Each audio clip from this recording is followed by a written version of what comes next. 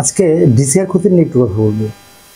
খতিয়ান এবং ডিসিআর, তো এই যে ব্যাপারটি, অর্থাৎ খতিয়ান সংগ্রহের জন্য আমাদের অনেক বেগ পোহাতে হয়। দেখা যাচ্ছে যে ভূমি অফিসে দৌড়াদৌড়ি করতে হয়, অথবা এই যে দেখা যাচ্ছে যে যারা ব্যান্ডার বা দলিল লেখক তাদের টাকা দিয়ে খতিয়ান তুলতে হয়। একটি খতিয়ান বা পর্চা তুলতে প্রায় দেখা যাচ্ছে কারো কাছ থেকে 1000 টাকা, কারো কাছ থেকে 1500 টাকা নিচ্ছে। কোনো কোনো ক্ষেত্রে খতিয়ান খুঁজে পাওয়া যাচ্ছে না এমন বিষয় দাবি করে দেখা যাচ্ছে যে 2000 টাকাও নিচ্ছে।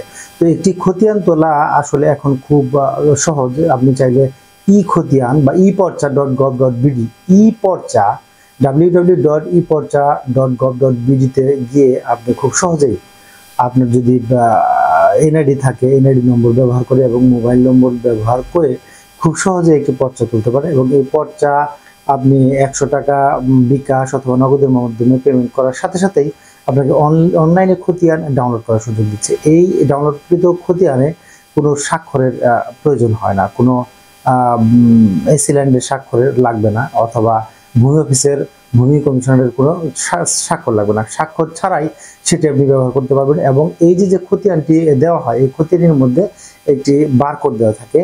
তো এই যে বারকোড দেয়া থাকে, সেই বারকোডটা রিড করে খুব সহজেই এই খতিয়ানটি ভ্যালিড বা বৈধ কিনা সেটি কিন্তু যে কেউ যাচাই করতে পারে, অর্থাৎ ভূমি অফিসও এটি যাচাই করতে পারে।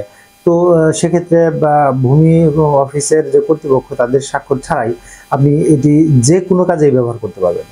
তো খতিয়ান ডাউনলোড বা সংগ্রহ করার ক্ষেত্রে কিন্তু আপনি অনলাইনের যে প্রক্রিয়া সেটি খুব সহজেই অনুসরণ করতে পারেন।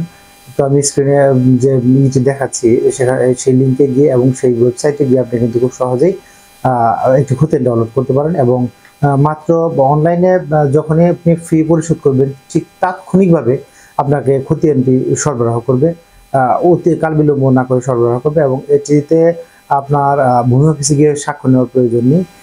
এটি যেহেতু কম্পিউটার জেনারেট এবং বারকোড বা কিউআর কোড থাকার কারণে, এই কিউআর কোড থাকার কারণে আপনি খুব সহজে এটি যাচাই করা যায়। ফলে এটি যে কোনো কাজে বৈধ বলে বিবেচিত হবে।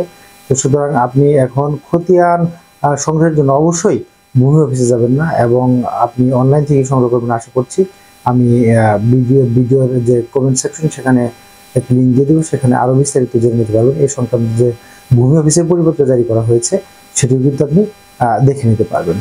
তো এরকম টেকনিক্যাল বিভিন্ন ধরনের তথ্য পেতে এবং ভিডিও পেতে আপনি কিন্তু চ্যানেলটি সাবস্ক্রাইব করে রাখতে পারেন। এবং চ্যানেলটি সাবস্ক্রাইব করে বেল বাটনটি বাজিয়ে রাখলে কি হবে, পরবর্তীতে আমি কোনো ভিডিও পাবলিশ করলে আপনি সাথে সাথে পেয়ে যাবেন।